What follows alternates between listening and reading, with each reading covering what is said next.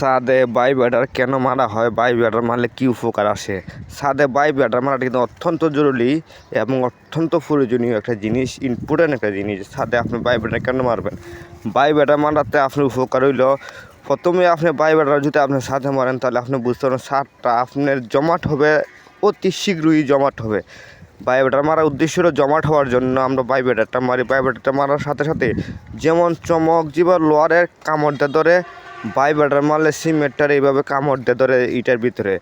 আর একটা বিষয় হলো আপনি যদি বাই ব্যাটার মারেন তাহলে আপনার যে হাওয়া থাকার যে একটা চিন্তা ভাবনা থাকে, হাওয়াটা থাকবে না। হাওয়াটা থাকলে কিন্তু ছাদে ক্ষতি করে।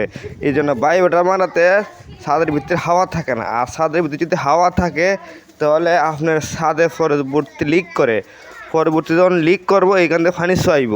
আর আপনি যদি বাই ব্যাটার মারেন তাহলে লিক করবো না, হাওয়া থাকবো না, এখানে পরবর্তীতে আপনার কোনো ছাদে স্পট থাকতো না। এর জন্য বাই ব্যাটার মারা হয়। বাই ব্যাটারটা ছাদে অত্যন্ত জরুরি। আমি সার ডালা দিতেছি, এটার মধ্যে কিন্তু কেমিক্যাল ব্যবহার করা হইতেছে। অবশ্যই আপনারা কিন্তু কেমিক্যাল ব্যবহার করবেন। কেমিক্যাল এবং বাই ব্যাটার দুইটা জিনিস সারটারে কামড় দিয়ে ধরে।